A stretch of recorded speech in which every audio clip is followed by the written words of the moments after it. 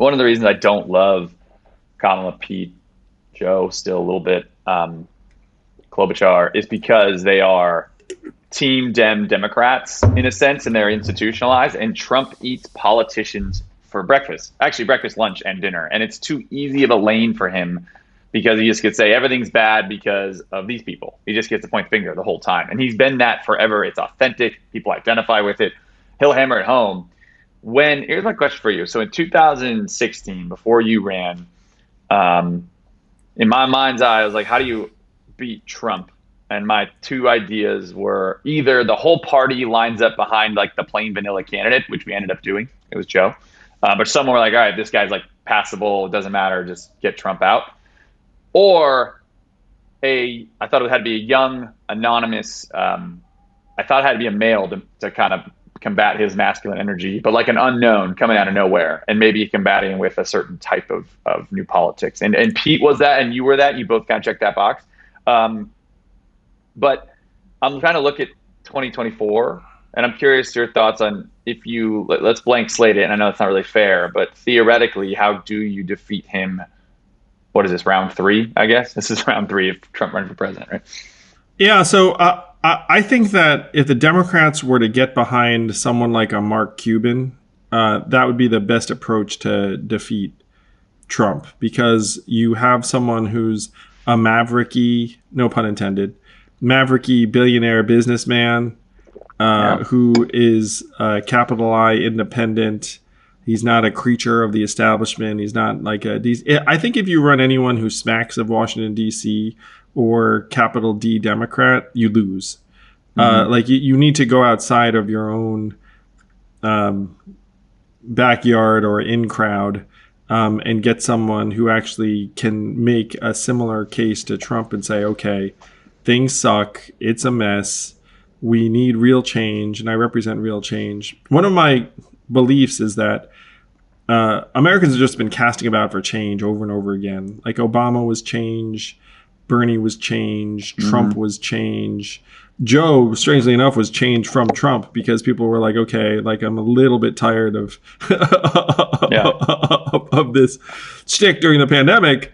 And then now people, in my opinion, are getting tired of Joe. And then if you run Amy or Pete or Kamala, they're going to be the establishment, and they're going to have a tough. They're probably going to lose to Trump. So you need to go outside of the establishment and get someone. I think Cuban would make sense. I think if you were to go really far out, like you and get even like a well-loved celebrity figure, like an Oprah or The Rock, or like one of these types. I think it would steal a lot of the thunder from Trump. I mean, there are a lot of people that just, again, they want to change. They want someone independent of the machine. They want someone who can hold their attention in a positive way, and not just say political pablum that's bullshit. So this is the thing I want to emphasize is like, look, we can see that disaster is coming down the pike in 24. And so you should be thinking about trying to avert disaster and not just kind of trundle along, do the thing that comes naturally, and oh, by the way, you're going to lose, and then X months later we're looking up being like, okay, what the hell happened? So number one is trying to actually win fair and square along with the votes, and then number two would be to try and make sure that the vote count matters, because they're going to be trying to undermine and subvert election findings the whole time.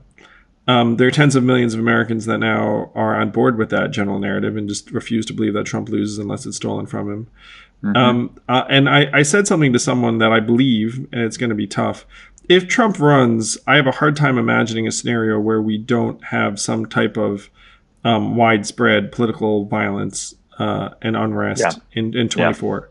Because if Trump wins straight up, which again I see as right now probably the most likely scenario with some of the opponents that we've described, then there are protests around the country because Trump won again, and you'd have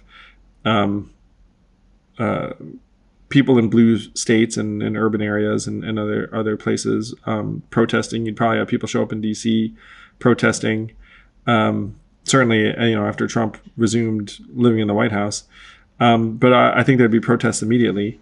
And if Trump loses and claims victory, then you'd have political violence from the other direction, where you'd have tons of MAGA folks out in the street saying the election was stolen again. I think that those people will be spoiling for a fight, particularly after Trump spends months ginning them up if he's running. So you are looking at a really, really bleak, tempestuous, tough season.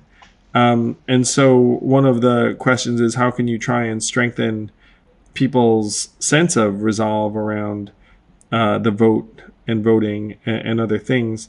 Now, this is some of the work that I'm doing with the Forward Party, which is, I think in 22, there is a chance that you can shift certain environments from party primaries to open primaries that could change the incentives for a critical mass of Republican legislators who could then look up and maybe pass legislation saying you can't fire secretaries of state, or you can't, like, for no reason, or you can't just have state legislators decide who the electoral votes go to.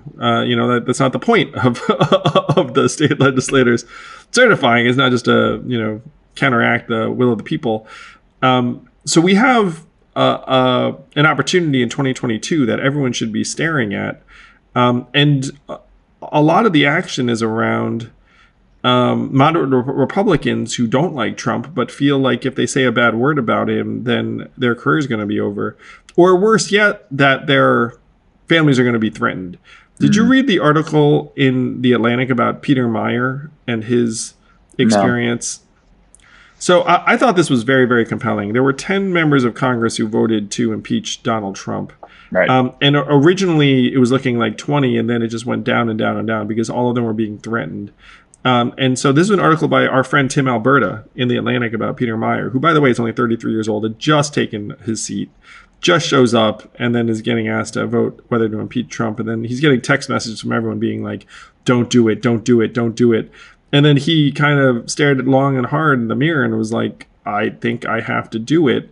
And then he ended up having his, his safety threatened and like all this stuff, and all these members of Congress. And so there's this thing where apparently a bunch of people were in the same situation, but a lot of them just decided out of fear for their own physical safety to just be like, I'm not going to vote to impeach Trump. And that to me, it's a very, very worthwhile read, this Tim Alberta piece about Peter Meyer. And I met Peter Meyer. I've actually known him socially for a while because I did work in Detroit, and he's been working hard in economic development for a long time. So I like Peter. I find him to be very reasonable and principled. So he did the right thing in this direction and paid a massive price. But interestingly, Peter seems like he's going to actually get reelected for a variety of reasons. But of the members of Congress who voted to impeach Trump, of those 10, 2 have already said they're not running again. Anthony Gonzalez in Ohio, and then Adam Kinzinger in Illinois, which is a huge loss. So you have a very, very small number of Republicans who decided to stand up to Trump, and it hasn't gone well for them. I mean, that's the main thing in this article, is that the people who decided to stand up for principle were not shielded or rewarded.